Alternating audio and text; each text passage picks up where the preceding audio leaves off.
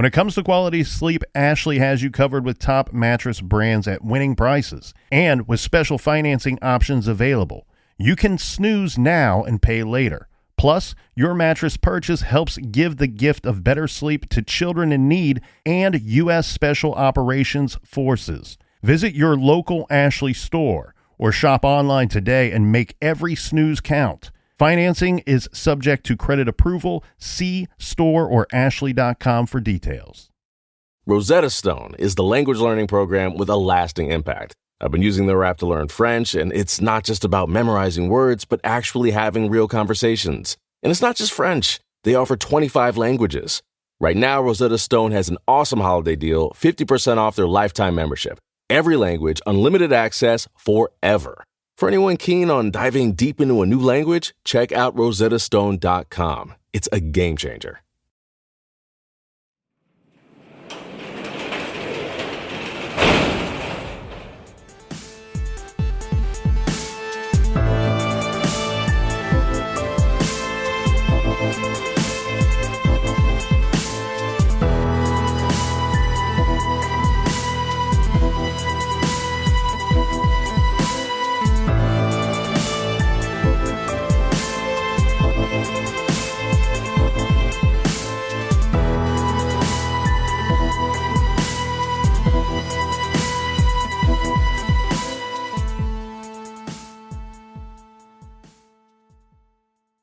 Welcome to True Crime Garage. Wherever you are, whatever you are doing, thanks for listening. I'm your host, Nick, and with me, as always, is a man that would like to tell Howard to stop picking on Gary so darn much. Here is the captain.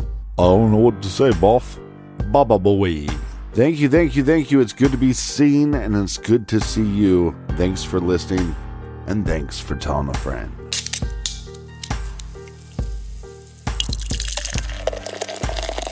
I know that times are tough right now, and no one is denying that. But remember what Jeff Goldblum said, life finds a way. So today, friends, we are drinking Must Go Faster by one of the very best brewers in the business.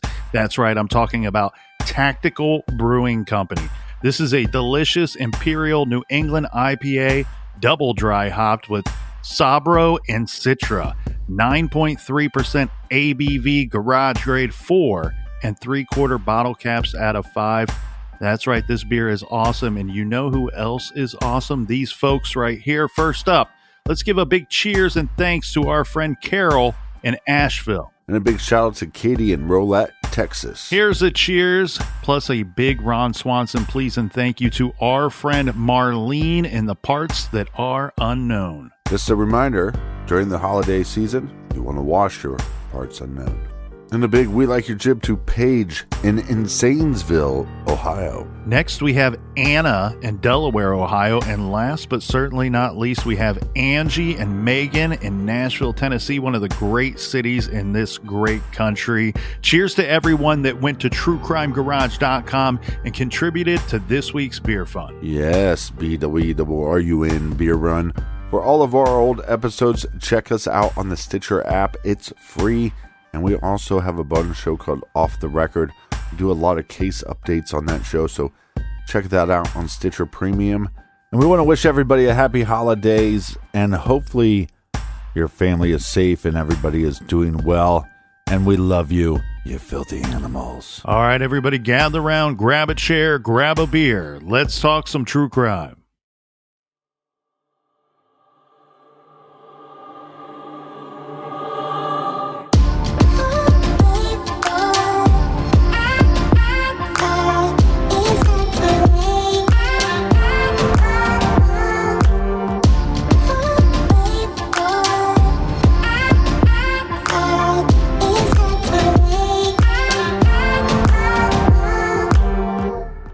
This week's true crime story will focus on two young ladies home alone on a Thursday night. Their plans for the night fell through, so it looks like plan B is a quiet evening at home, or at least that is what it should have been. The two roommates pass the time texting with friends, but life turns on a dime, and just like that, they go silent. The next morning, both of the roommates are unaccounted for, MIA. They fail to be where they are supposed to be. A concerned friend decides to check on them and finds the unthinkable. Both women are dead. The two ladies were killed in their own home. There are very few clues and even fewer suspects. Police wondered, did either of them have a past with known enemies or associates with a reason to hurt or kill them? Did the killer target the two roommates, or was this a random homicidal act? Could it be that only one of the young ladies was the real target? Was Melissa just in the wrong place at the wrong time? Or was Nicole the one who was collateral damage?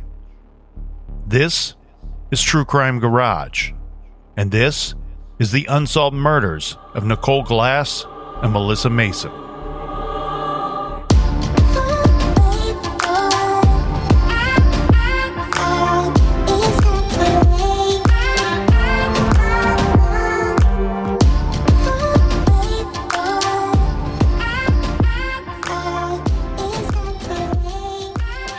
It was midday on a Friday, December 3rd, 2010.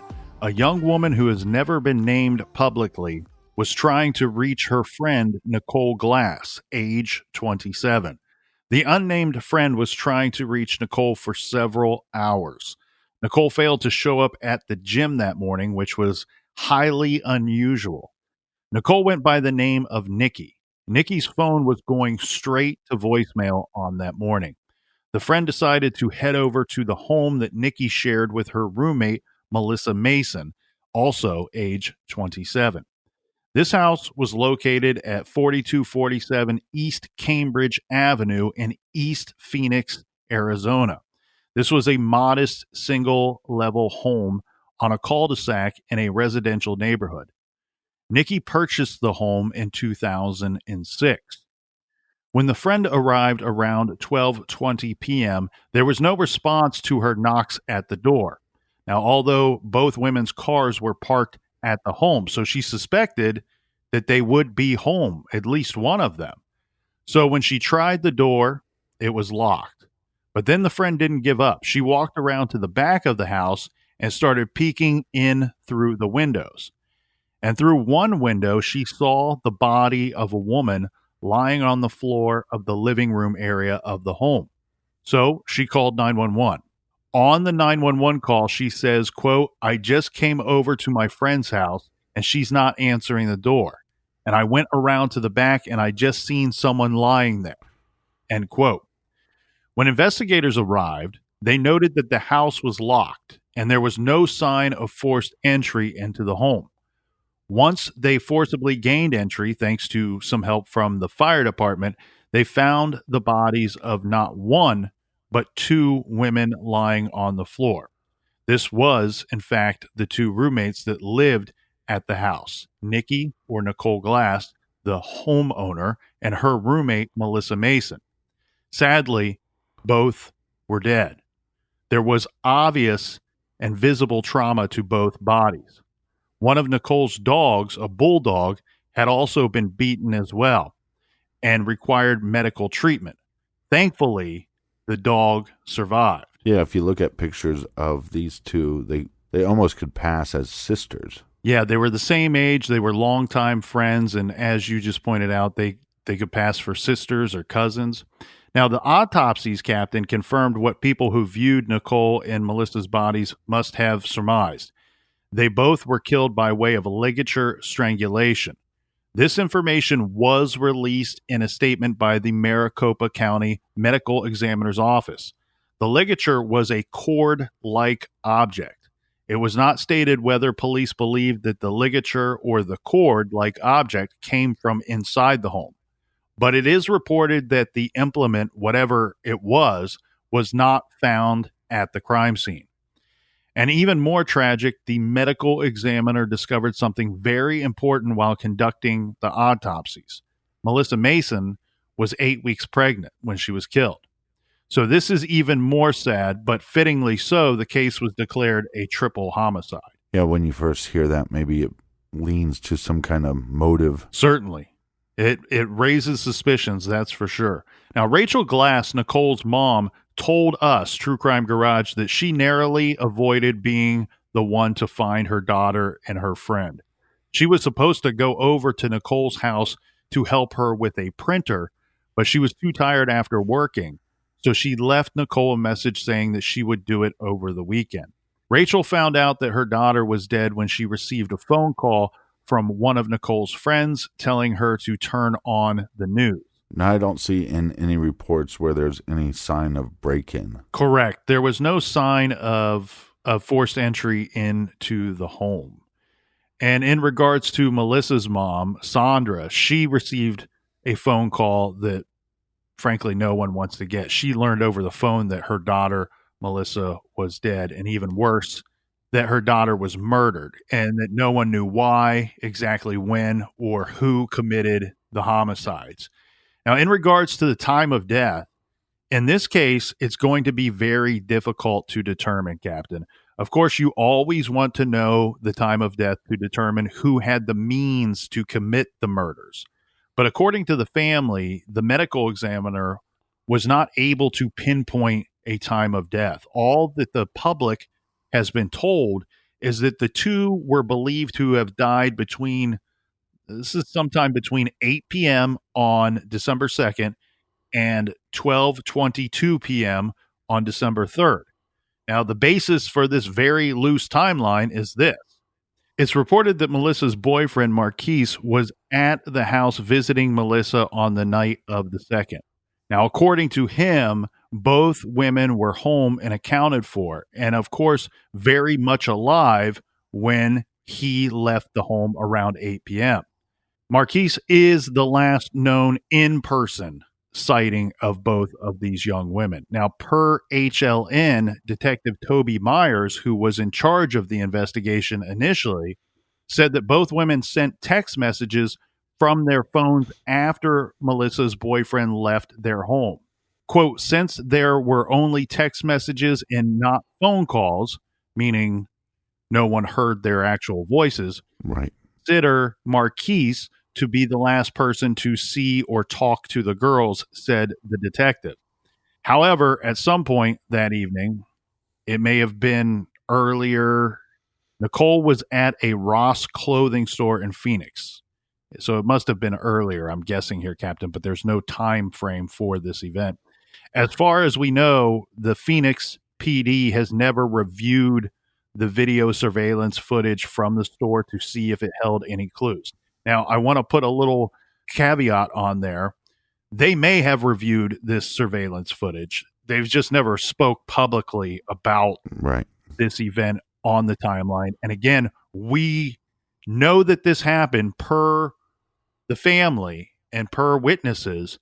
However, we don't know when this event occurred that evening. I'm guessing because of statements given by the detectives and law enforcement there in Phoenix, that this would have been before the boyfriend left the home, or again, we're taking him for his word. The boyfriend says he left the home at 8 p.m. So this must have happened before then. Right. And what they're trying to do there is that we have this eyewitness saying, hey, I came over, I was there for a while. When I left, they were both alive. Well, we got to find out if they were alive before then. Okay, well, we have now this movement where Nicole was at a shopping center. Possibly she used her debit card to pay for something. And then we have other eyewitnesses. So now we know that his story is lining up more with what he's telling law enforcement. And to further extend that timeline a little bit, Captain, according to Melissa's mother, Sandra, Melissa also sent out some text that evening, the last one going to her boyfriend, Marquise, just after 10 p.m. Now, he says when he called her back, it was after midnight and her phone went straight to voicemail. This is according to what he told Phoenix police. And I'm guessing law enforcement has both of their cell phones. They do, and that was a bit of a mystery for the public, and we'll get into that deeper as we go, because I think that's a big part of this case and a big part of the mystery of who done it. So we have Marquise, the boyfriend, being the last known person to see the girls. Apparently, he told the police that when he left, Nicole was in the shower. And it sounds like they had a bartending job scheduled for that night, but neither woman ever went to this bartending job. And that's it. When the friend showed up at their house at 12:22 p.m. the next day, both of our victims are already dead, and the killer or killers were long gone by that time. Now, Captain, I would mentally walk everyone through the crime scene, but that will be quite difficult in this case. The Phoenix police have released almost no information about the crime scene. So little that even the families of both of the victims know next to nothing about the state of the crime scene and what evidence may have been found inside the home. And remember, our poor woman who discovered them, who's never been named, did not enter the home. So we don't have any statements from her either. She simply saw the body of one of her friends lying on the floor in the living room area and then called 911 when after looking through the window of the back of the house. Well, two things there. One, they're protecting the friend's identity because we don't want her to become a suspect. That's one. But two, or a victim. Right. But I also want to take a second to look at the front of this house. It looks like it's a single car garage. I'm guessing the garage has access to the house, like maybe a side access to the house. And then you have the front door, but it looks like there's possibly a window on the front door, but also there's a front window, which if somebody's at your front door, you'd be able to look out and know who was at your front door. Yes, that's correct. Now, the Phoenix Police Department told family and friends of the victims that this was a very high-profile case, and they said that it would be best if very little information was released, not just to the public, but very little information released to the victims' inner circle of family and friends as well. And as we stated, they did confirm that there was no forced entry into the home. All of the doors and the windows were found to be closed and locked. And law enforcement stated that the killer must have locked the door on their way out of the house. This was not done with a key, but with the kind of door handle lock where you turn to engage the lock in the middle of the knob, and then you close the door behind you, and now you have locked the door on your way out of the house. Right. There is some information about the crime scene that we do know, and it is as follows. Both Melissa and Nicole's cars were parked at the house. Melissa was found on the floor between the kitchen and the dining room area. Well, hold on. And the reason why that's important for them to say, hey, both of their cars were there, meaning that the individual that did this definitely knew both of them were home. Yeah, if you're going to just judge on suspicion of anybody being home based on vehicles spotted out front, then you see both vehicles and you go, well, they must be home at this time. Right. And if I was a killer and I was going to target one of the individuals, I probably wouldn't go in. It probably would not be the opportune time to try to kill one of them if both of them were there. Right. And that leads us down the path of, was this planned or was this something that just was reactionary? Mm-hmm. Now, Nicole was found on the floor of the living room. Other than that, no information was released whether there was any sign of a struggle inside the home or whether the two women were restrained in any manner or whether anything was missing from the home, which is very interesting to me, as the detectives have said that they could not rule out robbery as a possible motive, but they went on to, just to add to the vagueness of investigator statements here, they also went on to say that they could not rule out any other type of common motive for the murders. Yeah, but with death by strangulation with two individuals, it almost feels like it leans to more than one perpetrator. Well, we do know, regardless of what it should be or what it is, we do know that law enforcement collected, quote, a lot of evidence from the crime scene. This is per Sergeant Steve Martos of the Phoenix PD. But exactly what that means specifically, right, it is unknown. Now, several family members told True Crime Garage that one of the pieces of evidence was the cell phones that you asked about there, Captain. So both cell phones, the phone belonging to Nicole and then the phone belonging to Melissa, were in fact found inside of the home. But get this, the phones were found in a pot of dirty water in the kitchen sink. So presumably the killer or killers wanted to destroy the phones, to destroy right. evidence on those phones. And as we saw, police were still able to determine that the women had been texting that night and with whom. This is interesting because you have to wonder, did police gather that information about the women texting that night and who they were texting and when from the two victims' phones, or was that information that they collected from other people? I'm Or both. I'm wondering. You know, It appears to me whoever killed these women, be it one perpetrator, two or more, there was some concern given to the phones that they went out of their way to purposely destroy the phones. right. You have to wonder how successful they were by leaving them in water, soaking in water, presumably overnight or whenever the murders went down. Again, it just leads, in my mind, to more than one perpetrator. I mean, if you have control of one victim, the other victim is going to possibly put up a fight or run to get help or something. And it looked so a dog was putting up a fight as well. Yeah, it just seems like there's a lot going on and there's a lot to control in this environment. Yeah.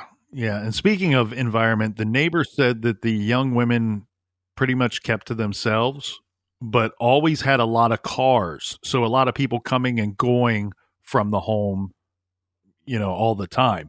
Phoenix Police Department reported that they did not have any reports of illegal activity having taken place at the home.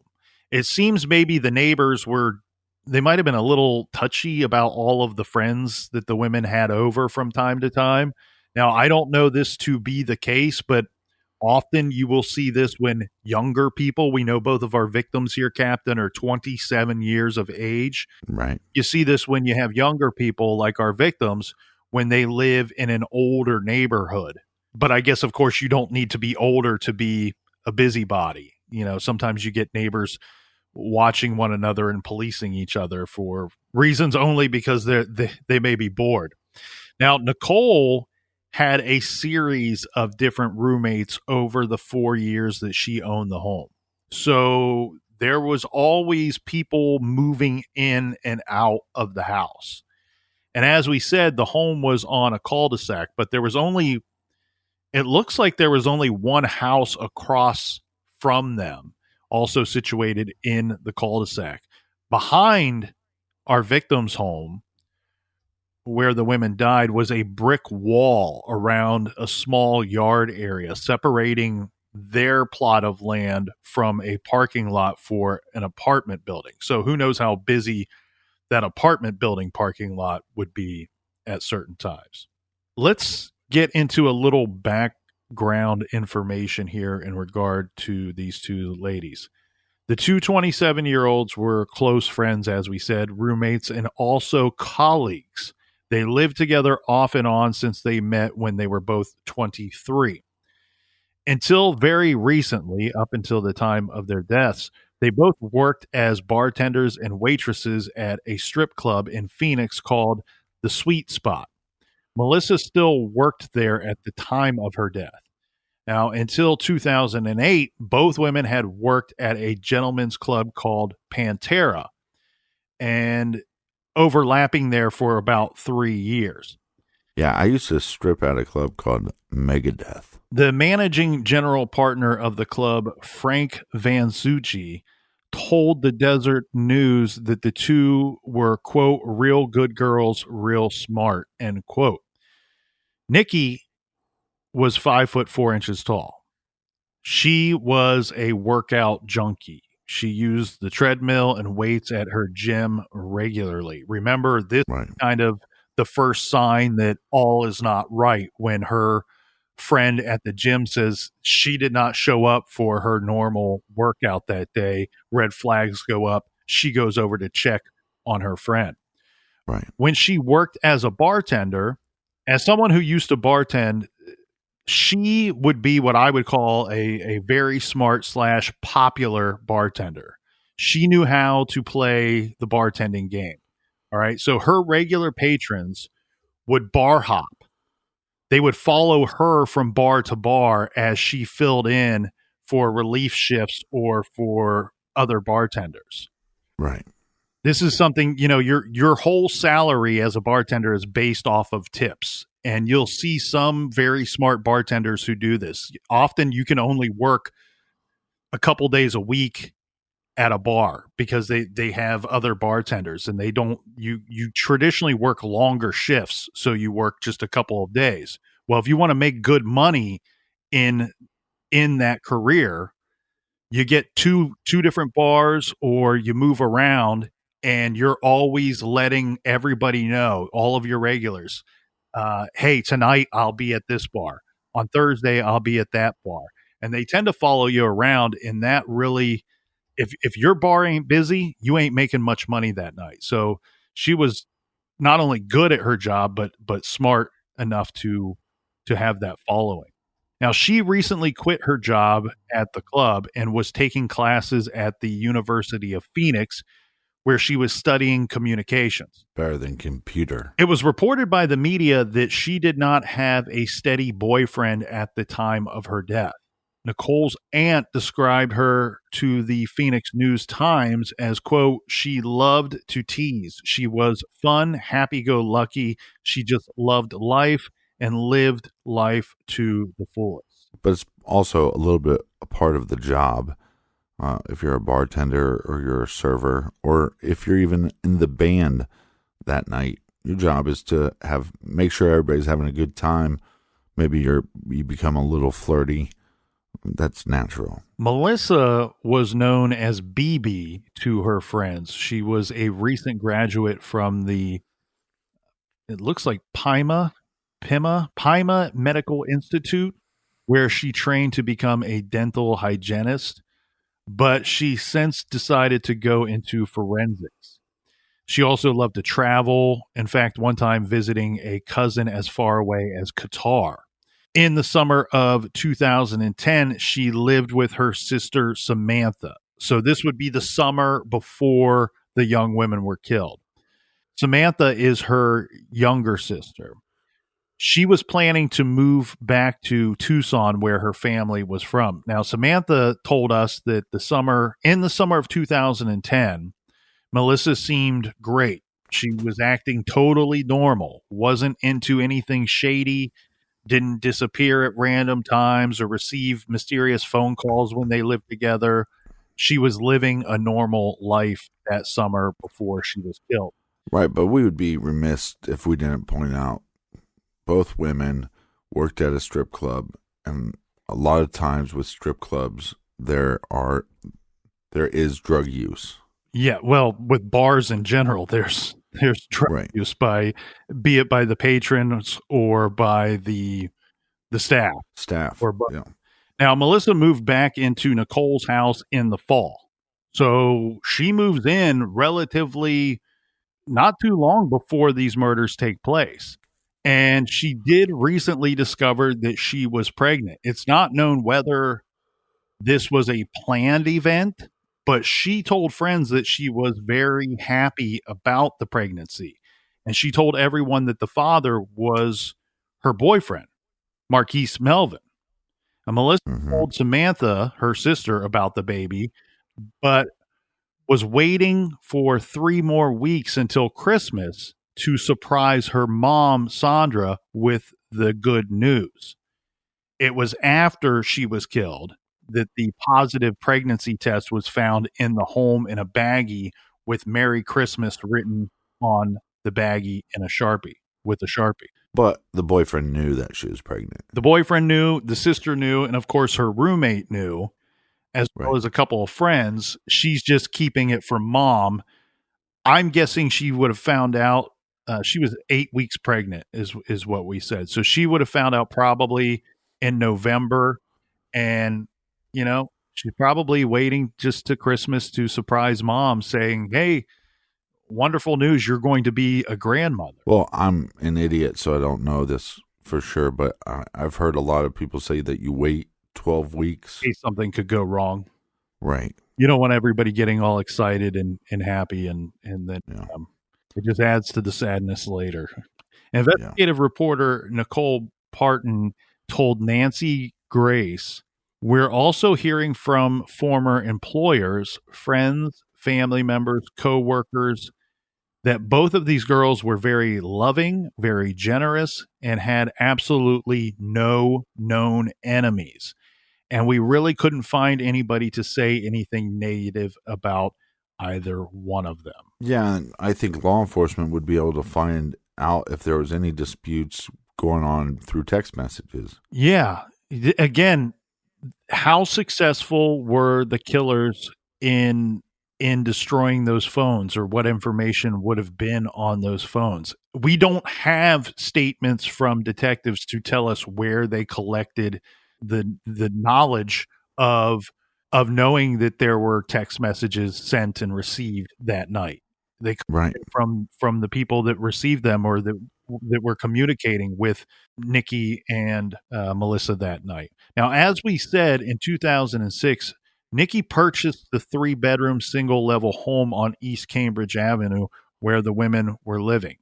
She did this with some roommates. So immediately she's buying the home and then having roommates move in to help with the expense by paying her rent, and taking advantage of, at the time, what was readily available mortgage loans that were around in the mid-2000s. Right. It looks to us from our review of the financial documents that she borrowed about $300,000 to purchase this home. At some point, she got underwater with the house. After a refinance, this home went into foreclosure. But in November, so this is to point out that she's having some money issues leading up to the murders. November of 2010, just 1 month before they were killed, Nicole was able to come up with the money to save the house. And at the time of her death, it was actually under renovation. So she and Melissa were still living there while the house was being renovated, but it was empty. It was somewhat empty. There's not a lot of furniture inside the home because the floors were being redone at this time. And the 2 young women were sleeping on couches while the work was being accomplished.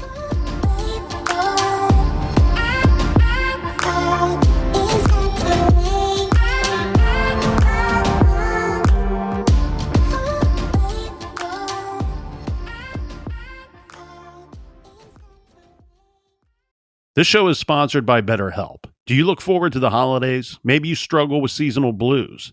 This time of year can be a lot, and it's natural to feel some sadness or even anxiety about it. But adding something new and positive to your life can counteract some of those feelings. Therapy can be a bright spot, something to look forward to make you feel grounded, and to give you the tools to manage everything going on.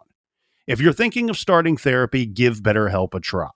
It's entirely online, designed to be convenient, flexible, and suited to your schedule. Just fill out a brief questionnaire to get matched with a licensed therapist, and switch therapists at any time for no additional charge. Find your bright spot this season with BetterHelp. Visit BetterHelp.com/garage today to get 10% off your first month. That's BetterHelp, HELP.com/garage. Rosetta Stone is the language learning program with a lasting impact. I've been using their app to learn French, and it's not just about memorizing words, but actually having real conversations. And it's not just French. They offer 25 languages. Right now, Rosetta Stone has an awesome holiday deal, 50% off their lifetime membership. Every language, unlimited access forever. For anyone keen on diving deep into a new language, check out rosettastone.com. It's a game changer. You can live out your MasterChef dreams when you find a professional on Angie to tackle your dream kitchen remodel. Connect with skilled professionals to get all your home projects done well. Visit Angie.com. You can do this when you Angie that.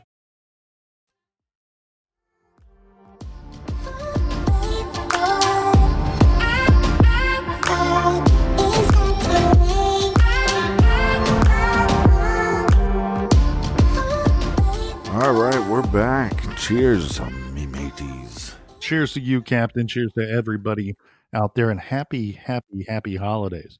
Nicole and Melissa's families feel that they have been given the runaround by Phoenix police. The initial detective on the case, as we mentioned earlier, her name, Toby Myers. She went out on maternity leave for 5 months after the murders. And according to the families, no one worked the case until she returned in October of 2011. So, unfortunately, this is such a stupid thing to say, but unfortunately, the timing of the murders of the investigation is just not great. We have the detective who's going to be working the case, looking into it, and after 5 months, she has to go on maternity leave. And then you have the even more sad fact of the case just kind of sits there on the shelf, nobody doing anything with it while Toby Myers is off on maternity leave. Yeah, but that's speculation from the family. Correct. But speculation or not, what they can say is for X amount of time, this case was unsolved. It was relatively fresh, and no one's contacting us. We did not see or hear of any work being done on our daughter's case. So after Toby Myers comes back in October of 2011, she moves on, and the case was handed off from there to another detective and then to another detective. And this case really bounced around the department to different detectives for years. And apparently there were a large number of homicides in the city in 2010, and the police force was just overwhelmed. Well, and the problem here with this case is it's not right away. When you look at the situation, you look at the victims, you look at Nicole, what she's doing with her life, you look at Melissa, what she's doing with her life. You have one of them pregnant, so okay, that's a possible motive. Then you go, well, maybe burglary. And could be known. It could have been a known burglary, and the reason why is because you have both individuals that worked at a strip club, both individuals worked as bartenders. Both of those occupations give you loose cash, right? That's true. So that's very true. You'd be coming home with cash, and most of the time, because you're working as a bartender, you don't have the time to make a deposit to your bank at night, so it's safer to come home. And then on top of that, thinking about the patrons, whether they're a stripper, whether they're working as a stripper or whether they're working as a bartender, guess what? Both of those occupations have fans, right? And so now you have a situation where it's like, okay, were they robbed and people knew what they were doing? Just robbed in general because they thought, oh, well, there's two females here, we can control the situation. What did it have something to do with the one being pregnant? Or was there some patron that had some fantasy about one or had some crush on one? And there's so many motives in this case. Yeah, it's possible that some skeevy old dude becomes obsessed with one of these young ladies. I think the issue where I take with that theory is you would very likely want to wait until your target would be alone. And as you Right. pointed out, seeing the two vehicles out front, if you were watching either one of these young women or following them around, you would know that right now is not a great time to go into the home. The other thing we got to factor in here too is you have a situation where there is no forced entry. Was this someone that the one of the women knew or both of them knew and let into the home? That's also quite the possibility. What I think we have here, and this is really just someone trying to read between the lines of the statements given by law enforcement. When I hear we cannot rule out the possibility of robbery as a motive, but we cannot rule out any other motive either, where that leads me is I don't see this being a home that is randomly robbed, meaning there does not seem to be evidence, or if there was, it's not a very smart tactic as far as law enforcement go to not say so. If there was clear-cut evidence to detectives that someone just at random picked out a house and said, all right, let's go in there and rob the place. Oh shit, everything went bad and we ended up killing the two people that lived there. Police, in my experience, will almost always say publicly that this was a robbery. We feel that the motive here for these murders was a robbery gone bad. They say that because they need the public to be aware that this could happen again, that these offenders could pick another house at random. It's time to alert the public that that is a likely possibility and that their safety is a concern. So what I think we have here, when you have law enforcement saying we cannot rule out the possibility of robbery, but we cannot rule out the possibility of any other motive, I believe that there was something missing from the home, something, maybe an item or a couple of items that were taken from the home, and that's why they have that statement. We cannot rule out the possibility of robbery, but it's not a clear-cut robbery at random, as said, because they would have taken a whole bunch of stuff from the house. You don't just go in there and kill and then walk away with little to nothing. You come out of there with every treasure that you can uncover while you're in there. And so to me, it's the same as the cell phones. I feel like somebody went out of their way to try to destroy those phones or what could be on those phones, and then had to take it a step further and take an item or two from the home that may have some connection to them, or to make it, to stage it to look like some kind of robbery.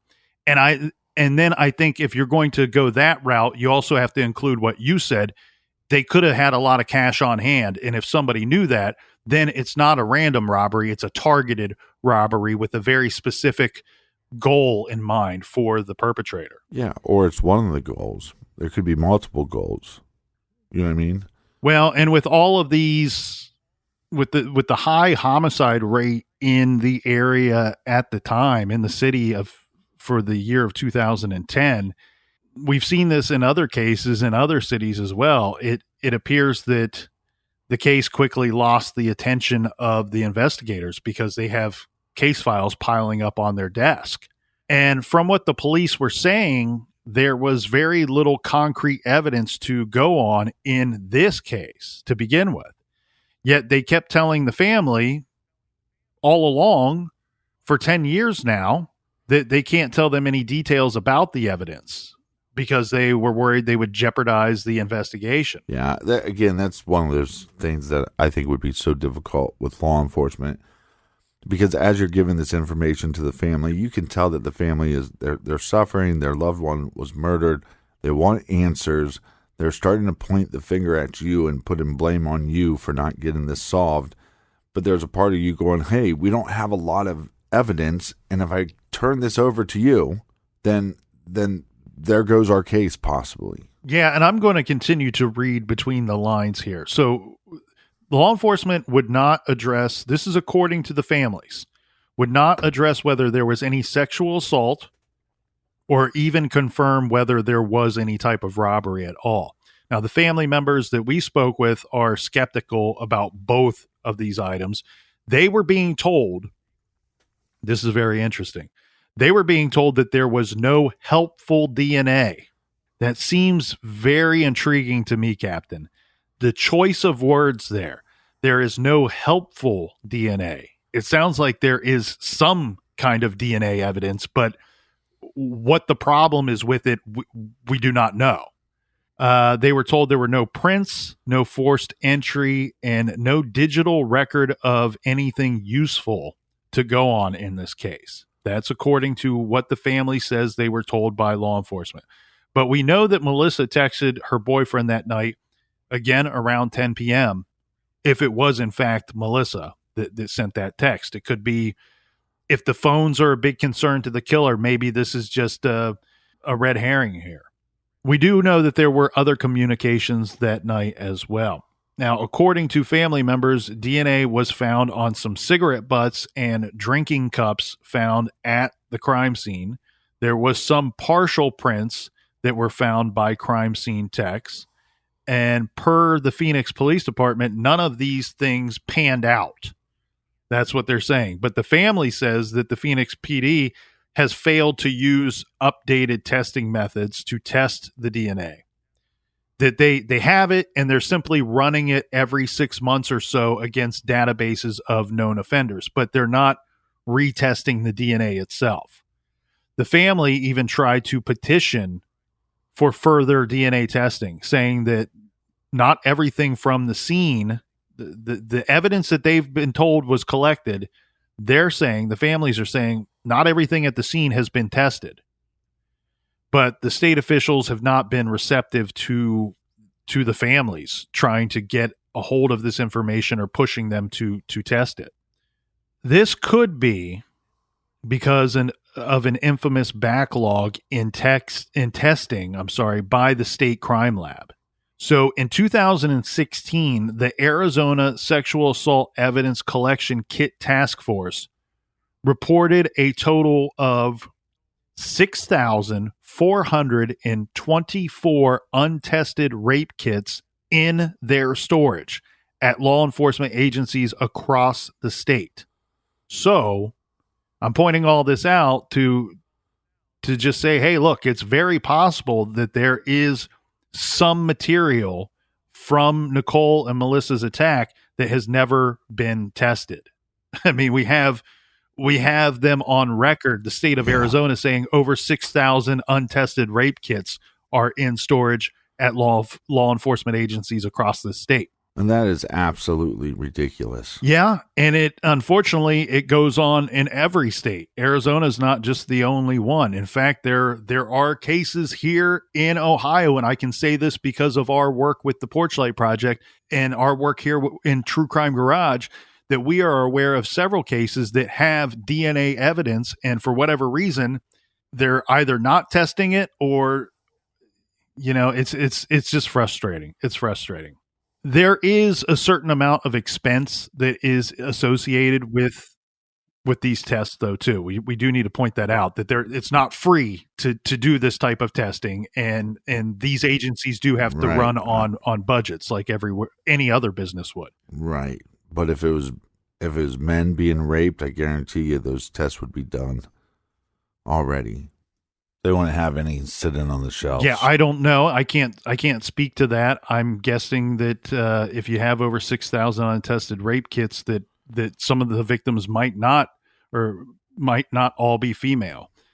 There are some people that have been vocal in this case, in the Glass and Mason case here, that say, look, the ball has been dropped, and I will echo that feeling as well. I will say it looks to me that the ball has been dropped here, but some have gone as far to say that the dropping of the ball in this case was so blatant that they're wondering, was this on purpose?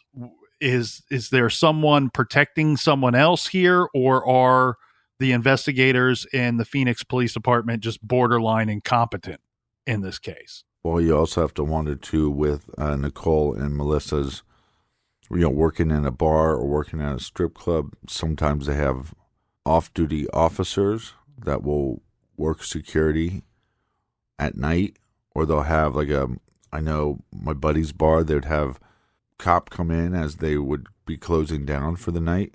So maybe that's where the suspicion is leading people. And as far as if you want to look a little closer to home, we do have on record police saying that Marquise Melvin, Melissa's current boyfriend at the time when she was killed, they say that this is a direct quote from the police department, quote, "He's certainly been cooperative with our detectives, certainly providing some information to us that we hope will be useful in this investigation.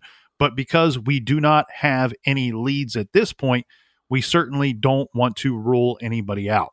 So they checked out this current boyfriend of Melissa's, and their stance on him is he's been cooperative. He's worked with our detectives and our investigators. If we need something, he's responsive.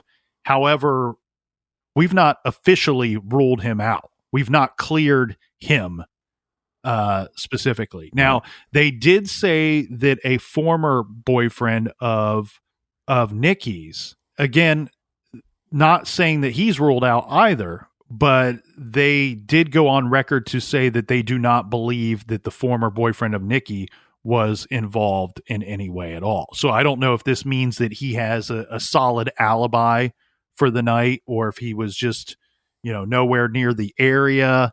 But in regards to that old relationship of Nikki's, we do have family members who are saying that the breakup was amicable, that that there didn't seem to be any hard feelings. It was not a violent or hostile type relationship. Now, per the Phoenix New Times, they reported that Melissa's boyfriend, Marquise, took and passed a polygraph examination. So that would further along the statement by police saying that he was in fact cooperative.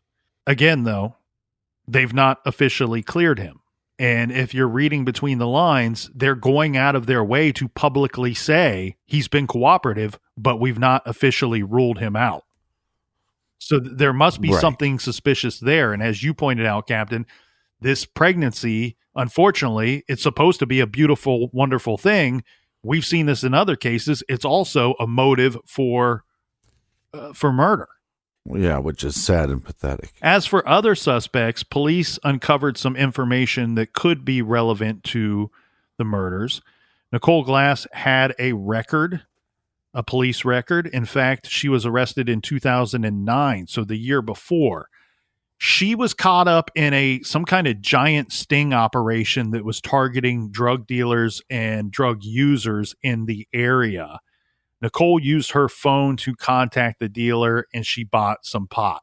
Now, I do want to point out this is very low-level stuff here. I've seen people online who suggest that this is the motive, that this is your answer, that she must have ratted somebody out, or when they busted this drug ring, that this pot dealer, that this was a little more bigger than normal situations, because it looks, from what I could find, they busted everyone they could find involved in this thing.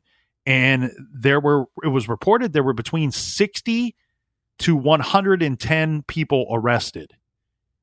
So it does seem to go a little bit above and beyond your normal low-level pot dealing. But from what I could see, though, Captain, through all the weed smoke, it appears to me that she made a phone call and bought some weed.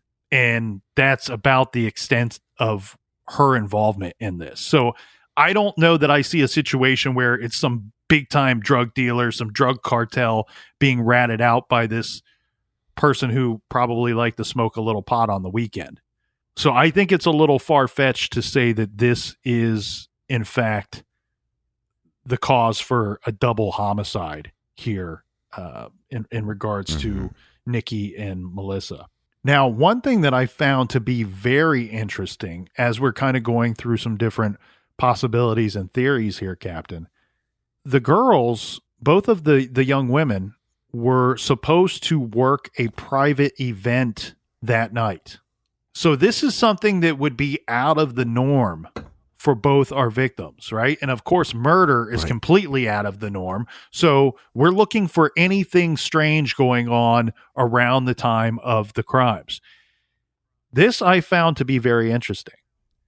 They were supposed to work a private event that night, and whoever, I couldn't find who set this whole thing up or who was supposed to pick them up. Somebody was supposed to pick them up and take them to the private event that night. And for whatever reason, whoever this was, they did not show up. So the two young women did not go and work this event.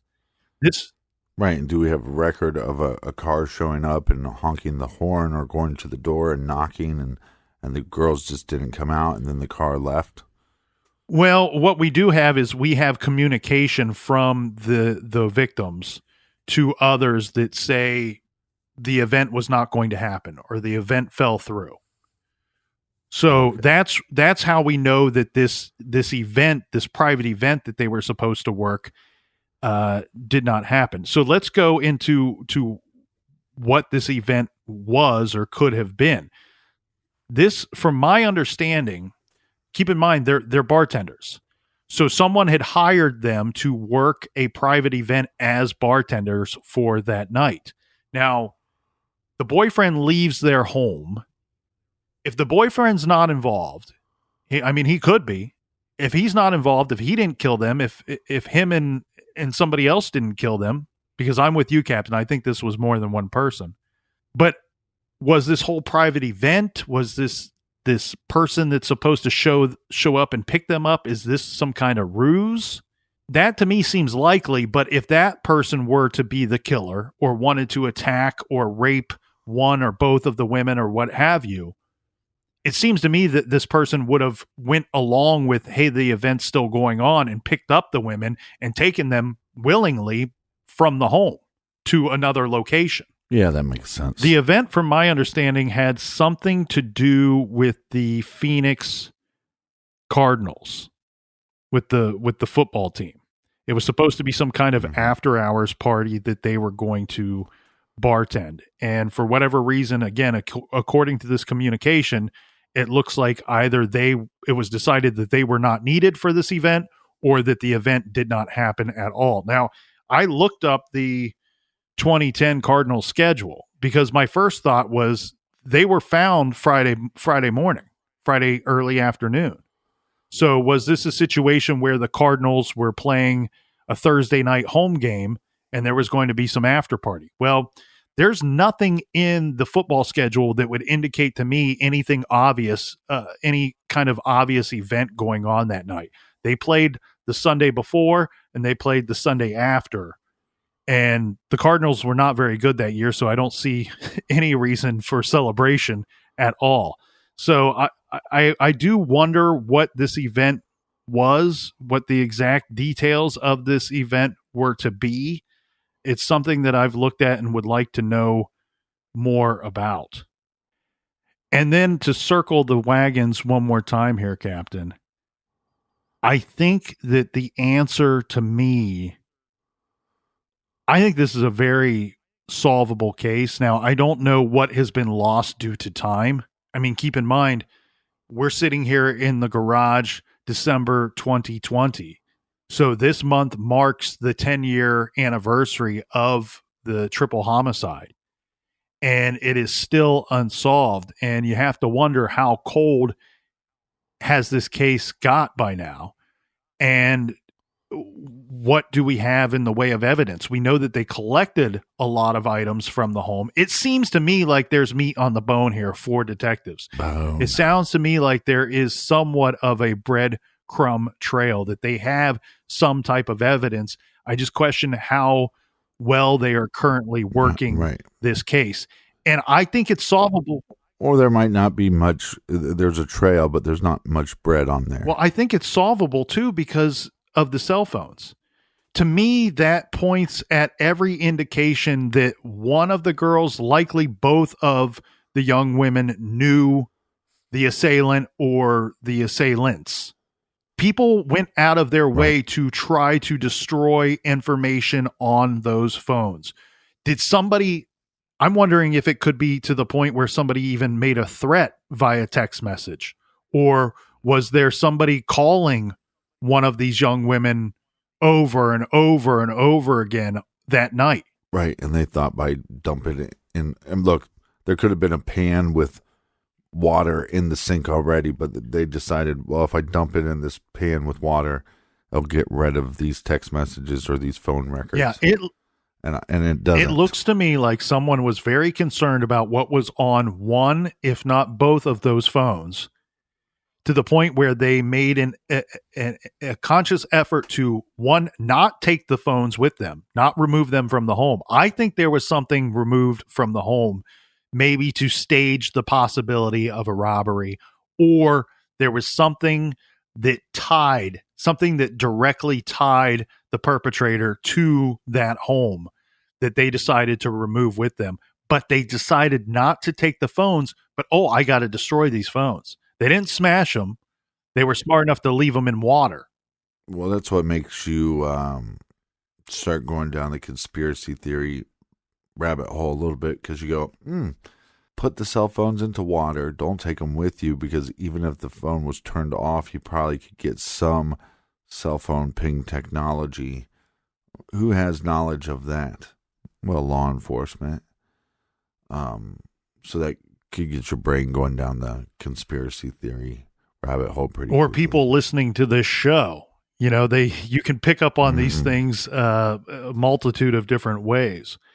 So to me, I think that is your breadcrumb. That is your breadcrumb trail right there for me. It's who in their inner circle would have killed them. I mean, obviously, we said it's been reported to the newspapers by employers and co-workers, family and friends that we could not find an enemy. We could not find anyone that didn't like them. But obviously someone did not like them, or did not like what was going on. Or somebody liked them too much. That's true.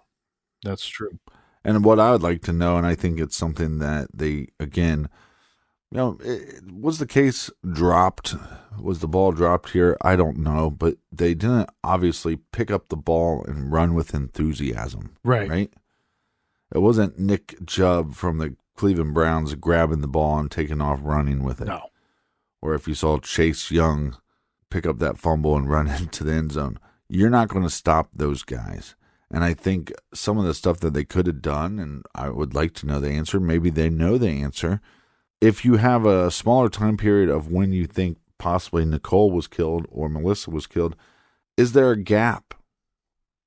Or is it within maybe a couple minutes? Again, because we need to figure out, are we looking for one suspect, or are we looking for or two or three? So I think that's some stuff that with the autopsy, take the ball and run with the autopsy, that they could have better answers. And that, I think, would lead you into different avenues of investigation. Well, and one thing, too, that I think is just ridiculous. I mean, when we spoke with John Douglas, he said, I don't get. He's like, yeah, I get that you have to have some holdback information. He's like, but the public is who is going to help investigators most of the time solve these cases before they go cold. And he's saying, I don't understand why they would choose to hold back everything and not let the public know anything at all. There is no doubt in my mind that law enforcement has a much better idea of, well, they were killed sometime between 10 p.m. and 12:22 p.m. the next day. I mean, that is a window of 14 and a half hours, roughly.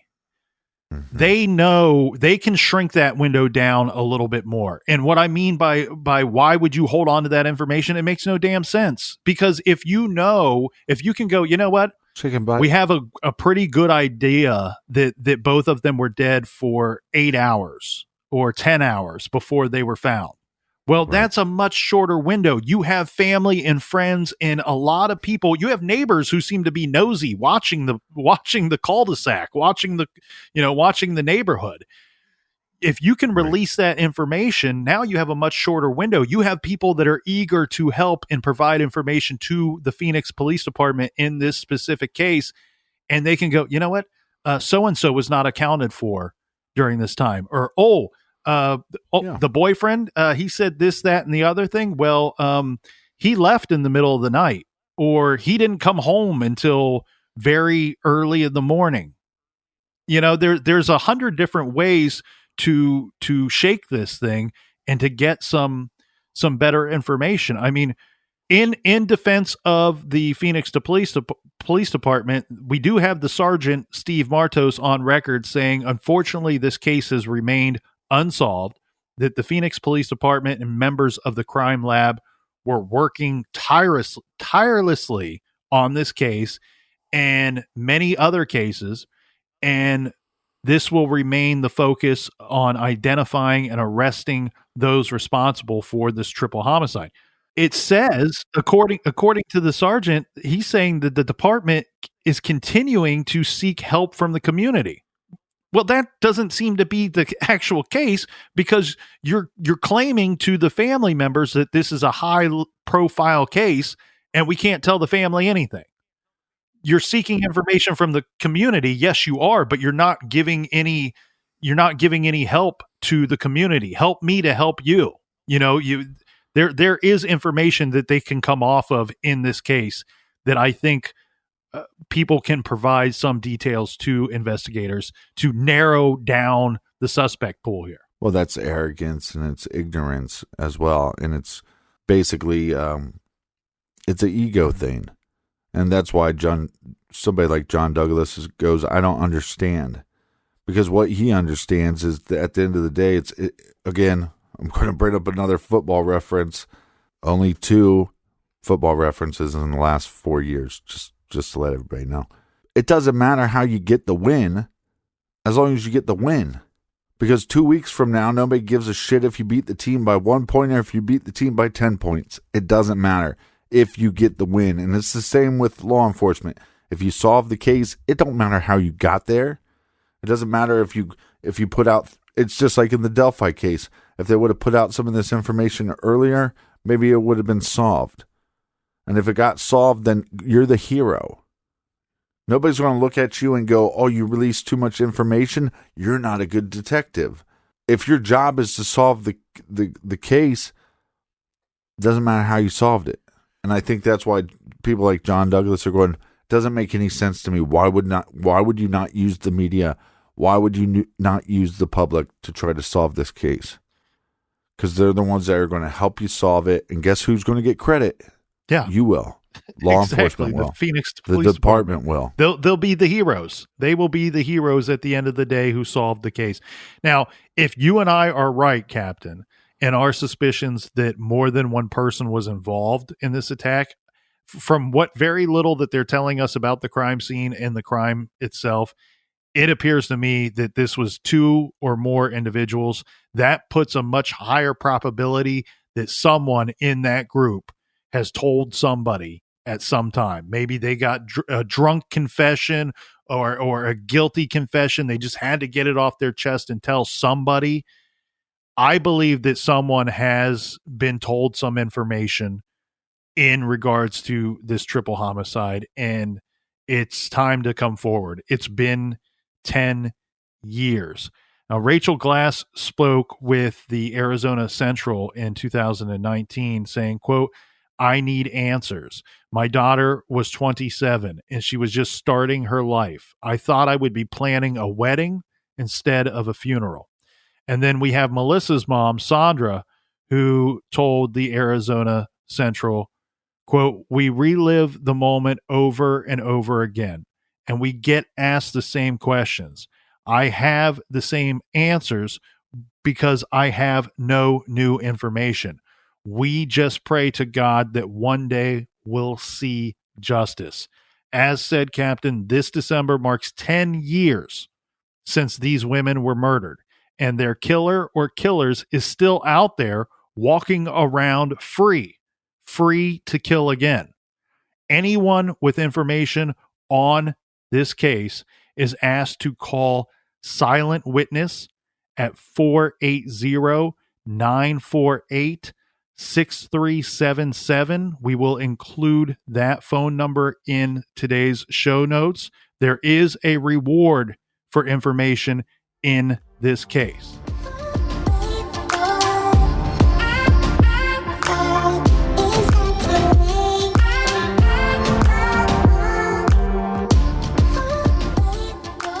I want to thank everybody for listening. I want to thank everybody for joining us here in the garage every week. We enjoy your company. We enjoy your smell. Colonel, do we have any recommended reading this week? This week, I am very happy to be recommending The Snow Killings, Inside the Oakland County Child Killer Investigation by Marnie Rich Keenan. This is, in my humble opinion, the definitive book on the Oakland County case. It's a very famous case, and this book was put together by Marnie Rich Keenan. She is an award-winning reporter and columnist who recently retired after 26 years with the Detroit News. If you're looking for a last-minute holiday gift idea, pick up The Snow Killings and give it as a gift this year. It's the perfect book for any true crime fan. I want to thank everybody for joining us here in the garage. Yeah, and if you pick up one of the recommended reading books, send us a picture, tag us in it on social media. And for everything true crime, check out truecrimegarage.com. Join us back here in the garage tomorrow. Until then, be good, be kind, and don't litter.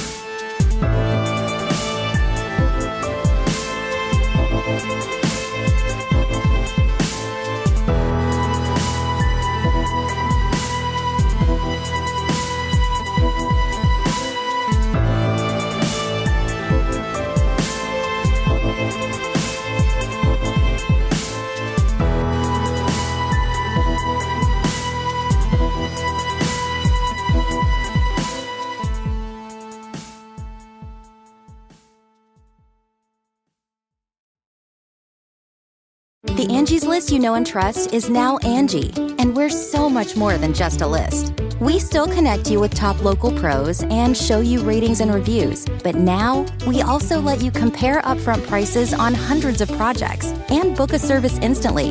We can even handle the rest of your project from start to finish. So remember, Angie's List is now Angie, and we're here to get your job done right. Get started at Angie.com. That's ANGI, or download the app today.